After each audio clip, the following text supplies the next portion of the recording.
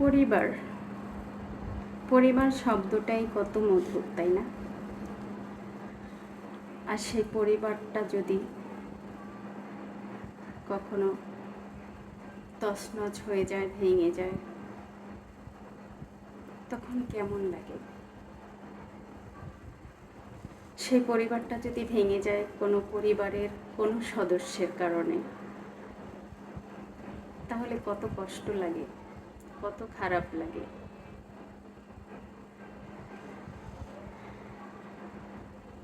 কোনো বাবা মা যদি একজন তার 10 জন সন্তানের ভিতরে 2 জন সন্তানকে বেশি ভালোবাসেন, তাহলে সেই 8 জন সন্তান একটু একটু করে